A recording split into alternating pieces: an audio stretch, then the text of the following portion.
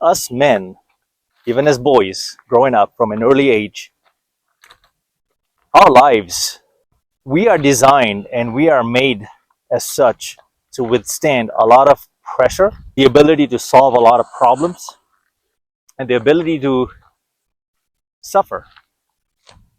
And I know that growing up in New Zealand, when I did in my teenage years, I went to this all boys school where we, from the age of 12, 13 until 17 or so, we were conditioned to function and think like athletes, like military. This school in Auckland, where we were, New Zealand, operated on military principles. So we were taught how to fight, how to be boys, men were men. Very traditional back in the day. Gen X, right? That's what I am, a Gen X. And when a fight would break out, I remember guys really going in for it. And you'd have to fight your way out. And there would be a peer pressure, right, of boys and guys and testosterone who are not even necessarily your friends, but everyone's watching each other to see how you stand up and fend for yourself. And if you lose the fight, which most guys did, there's always a winner and a loser during those times. You are judged on how much heart you had. Did this guy fight? Did Jazz? Did Reneel? Me? Did I fight? Did I have to give up? And some guys would choose to talk themselves out of it and say, no, man, I don't want any trouble. And you would get a reputation in school that this guy is a little B. If you continued that path, as you got older, you'd have a reputation for being a little B. And eventually, you'd have to fight. And sometimes, most times, it would happen when teachers weren't around to rescue you, people weren't watching you, right? These fights would happen when they were not around. And I would see kids with bloody noses, broken noses, bloody lips, and black eyes. Like, we would go all in, man. There used to be a group of Samoans and Tongans. And back then, in the 80s, it was very racist. New Zealand was a very racist country. I remember 1991, I think we got there. 87, 88, I think, something like that. It was a very racist country. There was a lot of backlash on brown kids like myself and other South Asian guys, right? And it turns out that I even had problems with even my South Asian communities because athletically, I was actually a very unique kid. I had a lot of athletic capabilities that I didn't know I had, but it would come out during the times I would play sports, cricket, soccer, rugby. I was always fast, agile. Needless to say, you can see my Instagram and my YouTube.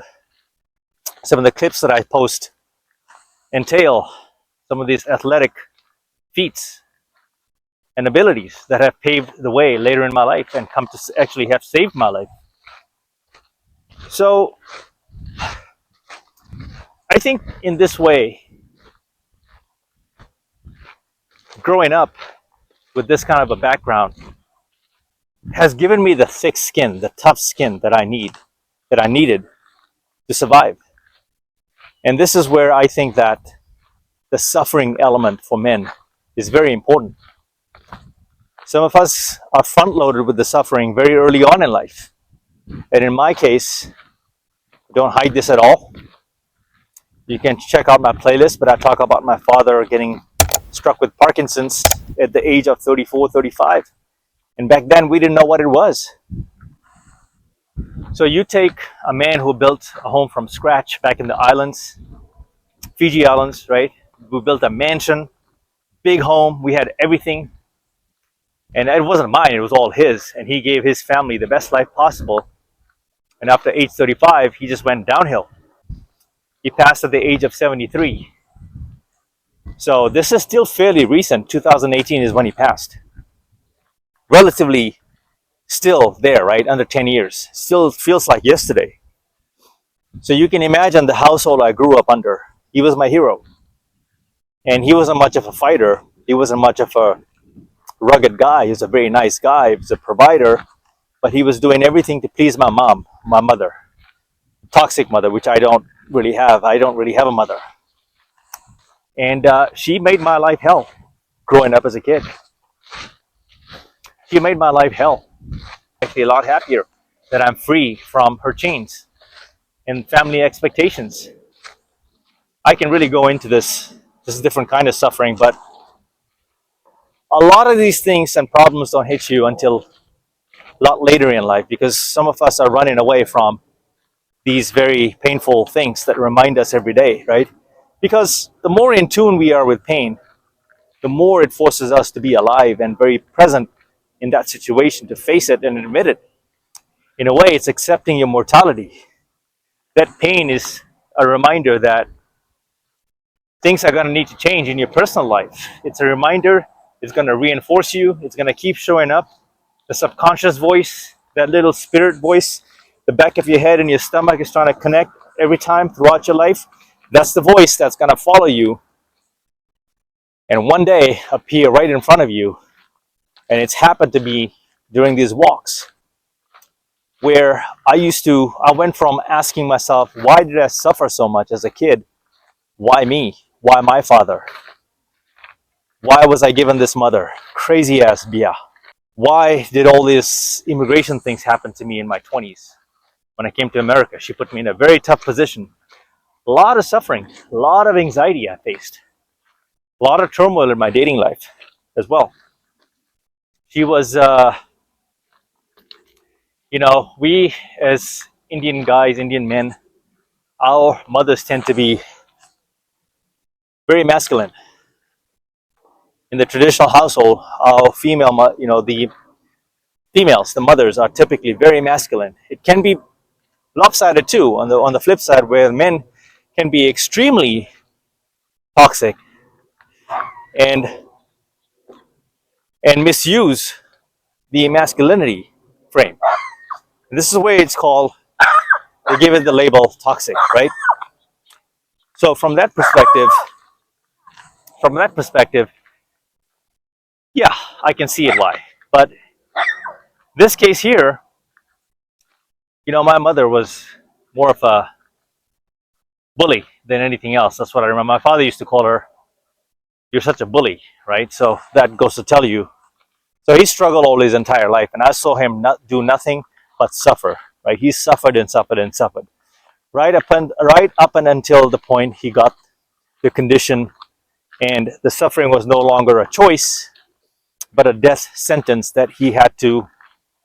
He didn't want it. He didn't want to accept it, but he was forced into that unfortunate, spell. It was very clear to me that my life and the things I would acquire and attain and accomplish would come about by me making something out of my life. And I made some horrible decisions in my life, especially my dating relationships, my dating life, the personal relationships, right? Some of the toxic habits I acquired over time because I was running away from all these childhood memories and painful memories, the toxic household that I grew up in, right? Growing up in New Zealand.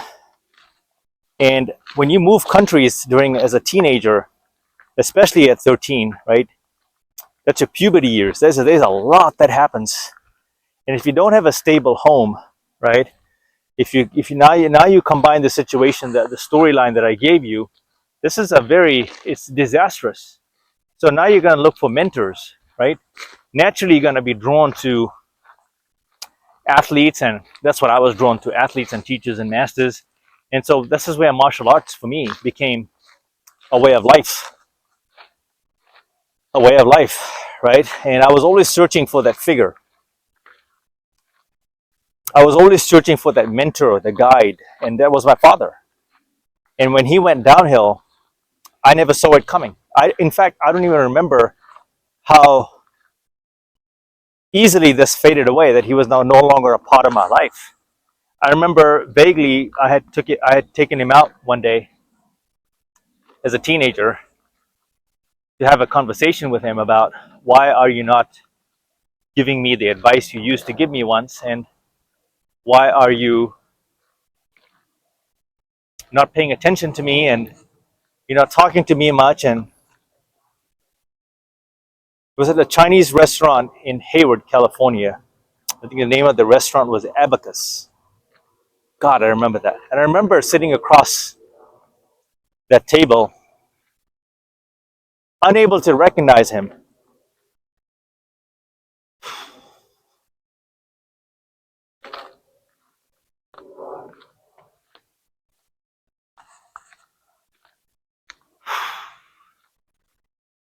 Man, this feels like yesterday. And I was probably 18, 19. I was unable to recognize him. Yeah, this is the guy.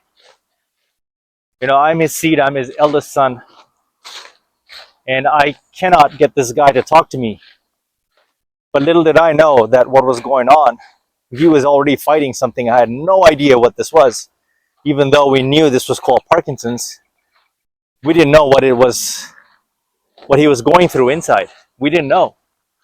I didn't know any better. I was about 18, 19, and I remember I had to steal my father away from home and encourage him to take me out to eat at the Chinese restaurant because I wanted to talk to him, because I couldn't talk to him peacefully inside my own home. And we didn't have much. It was a shack. We lived in the ghetto. Really, it was the ghetto. And my mother put us in this position. We went from a mansion to a shithole. I'm not trying to figuratively paint the picture for you, but it was a woman leading us down a rabbit hole of nothing but a shithole, really. And her decisions, we all paid. Her decisions were all bad. Never in the best interest of a family. It was always in her best interest. Very self-inflated ego. Always thinking she's God's gift to men. Flirtatious nature, gaslighting my father. Not behaving in public. Making a scene socially in front of a family as well. Creating a scene. All of those. It's hard for me to dive into any of the details, but you can just imagine it, right? I'm giving you highlights. That's all suffering, guys. That's the root of my history. That's suffering as a man, right? My needle and my path to success will look different than yours. Because most stories don't go like this. Most homes are not disjointed like this. At least from my understanding. In my family, in my radius and circle, our home was the most turmoiled home that we had. The most suffering I saw was my home. And everyone would talk about us. His mom is crazy. His mom doesn't let her sons do anything, go anywhere, right? But she will admire other husbands and other sons and then gaslight you that you're not enough. So your whole life you can grow up thinking there's something wrong with you. That's narcissism. And for me, she's poison. So there's no love lost here, guys. It's okay to cut your family off. It's okay. Nothing wrong with that. There's nothing wrong with that. I'm telling you and giving you pieces of my stories because as boys, you can either take these stories and this pain, right, and intercept, find the mentors you need in life, invest in sports, and make sports and athletics self-improvement as part of your growth and journey. Some of these things I didn't piece together, that these art forms and outlets were my actual saviors. That I would meet some of the best teachers and mentors in life through these art forms who got to know me as a boy, seen me grow into a man. And the suffering never stops. You just become a better version of yourself. That's it. The suffering never stops. The way to counter that pain is to become a better version of yourself, because then the way you cope with it changes. And the way you cope also means putting down the vices, right? The drugs, the alcohol, the sedatives, right? The chemicals that you depend on. All of these things. These are also very painful. It causes you a lot of anxiety. These vices can cause you to make some horrible decisions and compromise your character, your values, your choices, your friendships, keeping certain people around in your life. See, as men, we have to build. We have to build. This is what I preach on this channel, is that we're not born with anything, guys.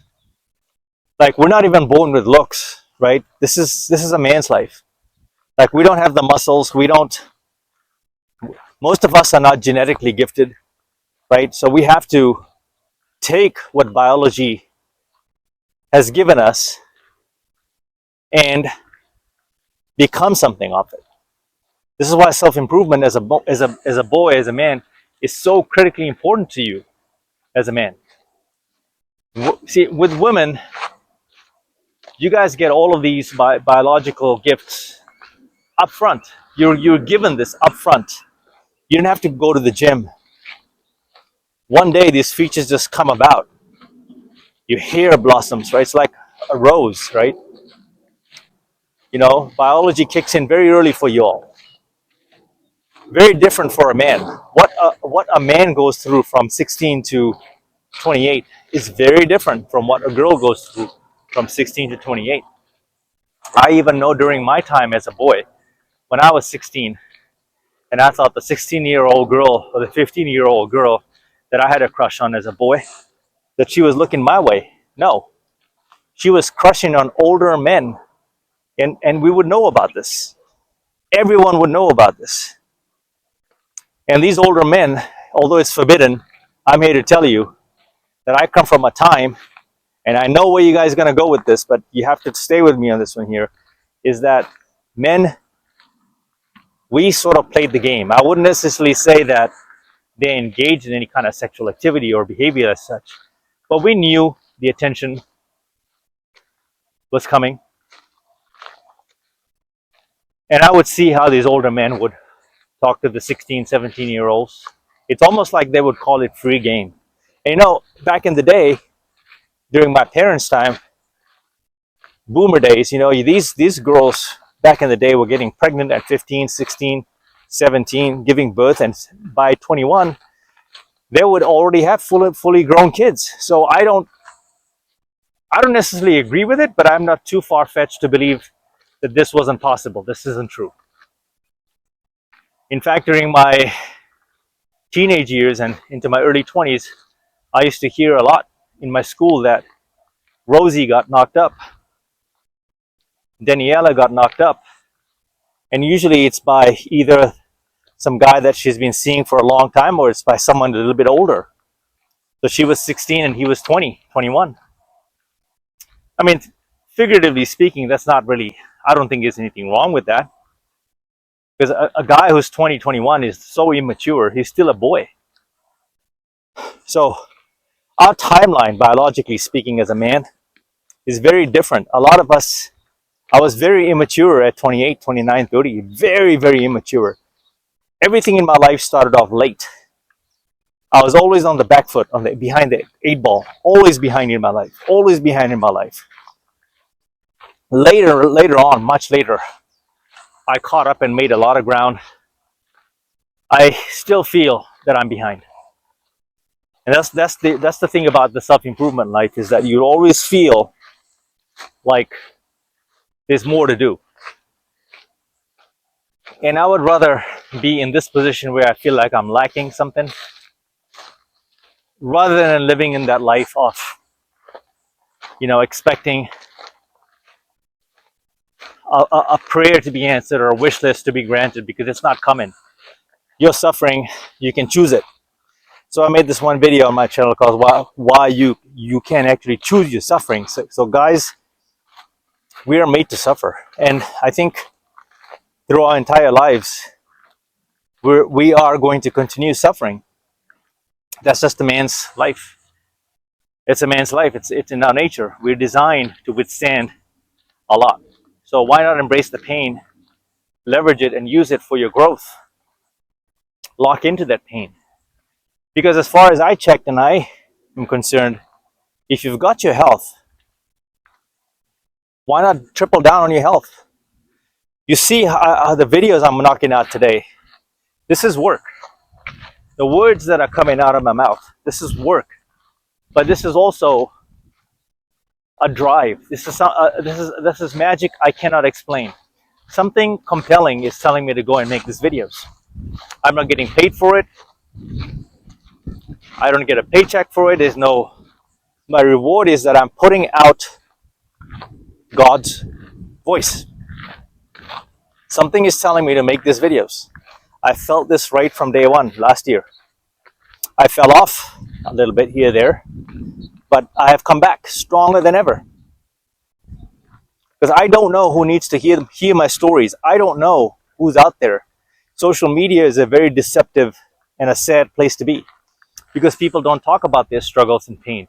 I know there's got to be many more stories out there like mine. You know, broken homes and sad stories and parents that are going through a terminal condition. Maybe you are going through a terminally ill condition right now. I know in my circle, I've already started seeing people pass away, getting diagnosed with health issues, right? You see how I'm breathing right now? Like that? This is my spirit, man. And I'm so glad I'm doing this. I find energy in this. I feel like I'm not only doing God's work, but I'm also doing something that I was gifted to do. When I'm at home, I don't think about where the words are going to come from. It just comes. Because I believe in the process. I believe that doing the hard things will get you to where you need to go. And a lot of times you don't know where you are going. But you keep fighting and you keep showing up and you continue to choose your suffering in this sense. And the same problems that you were struggling to solve all of a sudden become easier. The pain doesn't go away, it just becomes easier for you to deal with it. Because you've become smarter, you've locked in, you're able to cut out all the distractions that's in your path. I think I'm going to wrap it up here. The Rockets of the Warriors game. Game 7, starting right about now. I'm going to head back and catch that game. But hopefully you found this helpful and you've enjoyed my personal stories and how I apply it to real life, right? And health and wellness. This all adds up, guys. I think it all starts and ends with your health. Triple down on that, guys. Okay? Do not make her number one. She's not your end all be all. She should be number 4, 5. You can pursue a woman, but she should not be your number one priority. If you treat her like a celebrity, she'll treat you like a fan. Okay? With that said, next video, okay? Be good, take care, Bamba out.